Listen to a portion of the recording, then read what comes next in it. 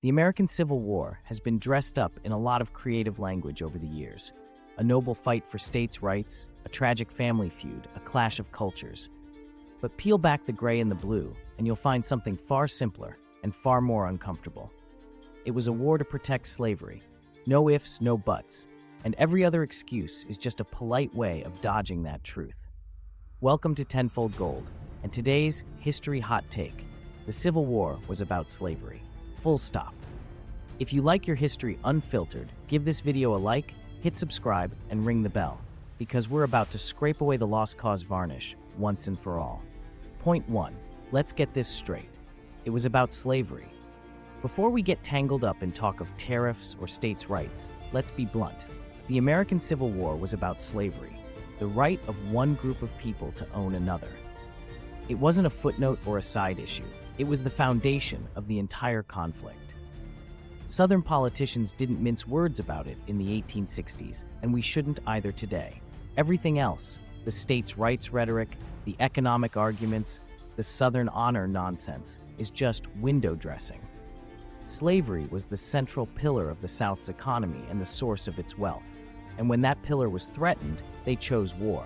So let's stop pretending it was anything else. This wasn't a tragic misunderstanding or a clash of cultures. It was a fight to keep people in chains. Full stop.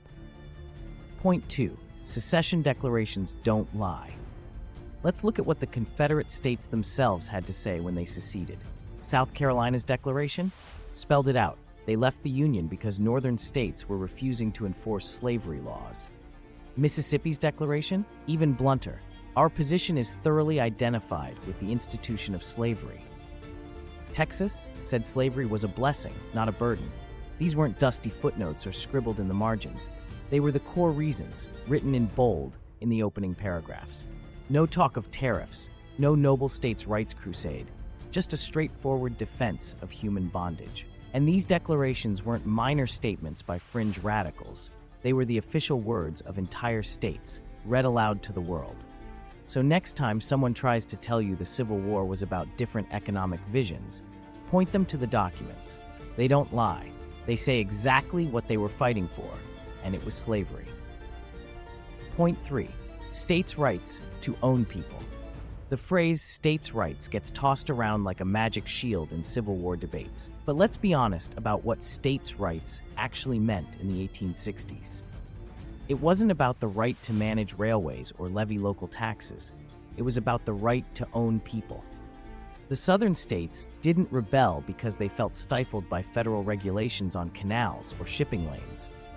They seceded because they believed the federal government might stop them from expanding slavery westward. And when the war started, Confederate leaders didn't just defend states' rights in the abstract. They fought for the right to keep 4 million Black Americans in chains and to spread that system as far as they could. So let's stop sugarcoating it. States' rights was just a slogan, a smokescreen for keeping slavery alive.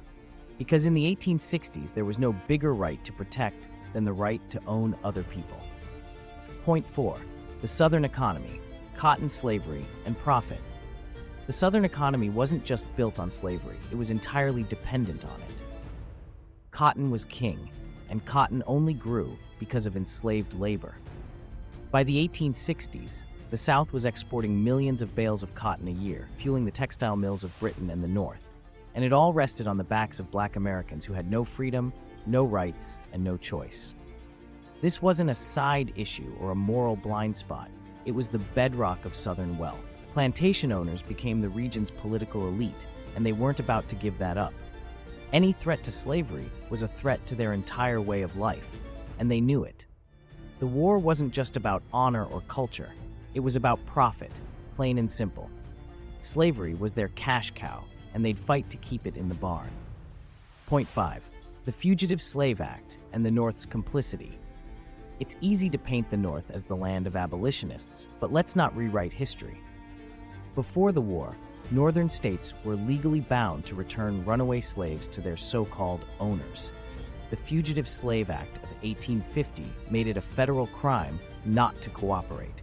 That meant slave catchers could operate in free states, dragging Black people, even those who'd escaped to freedom, back into bondage. It was an ugly compromise, the North profiting from Southern cotton in their mills and looking the other way when the system demanded blood. Sure, there were abolitionists fighting to end slavery, but the North's political leadership was focused on preserving the Union, not ending human bondage. It wasn't until the war was well underway that the North shifted from tolerating slavery to dismantling it. The real conflict? Whether slavery would keep expanding west. The North was complicit, and it took a war to finally break that bargain. Point 6. Abraham Lincoln's Balancing Act. Abraham Lincoln gets remembered as the great emancipator, and he was. But let's be clear, when he first took office, his top priority wasn't ending slavery, it was keeping the Union together.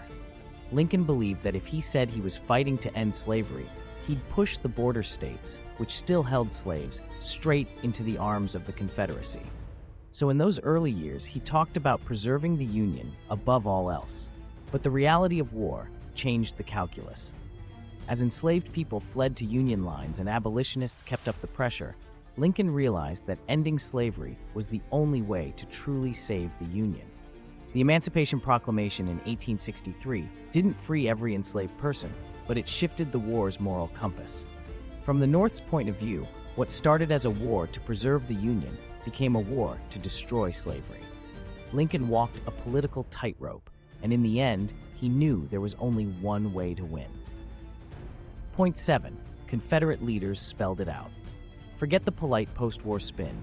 Confederate leaders were blunt in their day. Take Alexander Stephens, the Confederacy's vice president. In 1861, he gave what's now called the Cornerstone Speech, where he said, "Our new government is founded upon the great truth that the Negro is not equal to the white man." That's not a historian's interpretation. That's his own words. Jefferson Davis, president of the Confederacy, called slavery a moral, social, and political blessing in speeches and letters. This wasn't some shadowy conspiracy. It was open, it was loud, and it was part of the national conversation. These men weren't defending states' rights in the abstract. They were defending a system that treated Black Americans as property. And they said so, plainly and repeatedly. The record is there for anyone who cares to read it. No excuses, no cover-ups. They spelled it out. Point 8. The real lost cause myth. After the war, the South didn't just lose the battlefield, they lost the narrative. So they built a new one. The lost cause myth recast the Confederacy as a band of noble warriors fighting for states' rights and Southern honor, conveniently skipping over the whole owning people part. This was no accident. Southern historians, veterans groups, and even school boards pushed a version of the war that downplayed slavery and romanticized the Confederate cause. Monuments went up. History books were rewritten. Suddenly, the Civil War wasn't about slavery anymore. It was about gallantry, chivalry, and doomed heroism. The real damage of that reframing is that this myth, this total fabrication, still shapes how people see the war today. It erases the voices of enslaved people and excuses the choices of those who fought to keep them in chains. The truth got buried under marble statues and tearful ballads, but it's time to dig it back up. Point 9. The human cost of denial. When people downplay slavery as the cause of the Civil War, it's not just an academic argument. It's an insult to the 4 million Black Americans whose lives, labor, and families were torn apart to build Southern wealth. It erases the human cost, the brutal reality of bondage, and the generations of trauma that followed. And it gives cover to the very same racial injustices that still echo today. History isn't just about dates and battles. It's about who gets remembered and who gets forgotten. By denying that slavery was the central cause of the war, we're denying the humanity of the people who were enslaved and the truth they lived through every single day. It's not just about getting the facts right. It's about honoring the people who paid the highest price for America's so-called freedom. Point 10. The truth still matters. The Civil War ended in 1865, but the fight over how we remember it has never stopped. Some people still cling to the idea that it was about tariffs, culture, or anything but slavery, because the truth is uncomfortable. But here's the thing. History doesn't care about your comfort. The war was about slavery, full stop. 4 million people were held in chains, and when that system was threatened, the South chose war to protect it. No myths, no polite excuses. This isn't about tearing down heroes or rewriting history. It's about telling it honestly. Because if we can't face the truth about the past, we're bound to keep tripping over the same lies in the present. So let's put the lost cause back where it belongs, in the dustbin of history.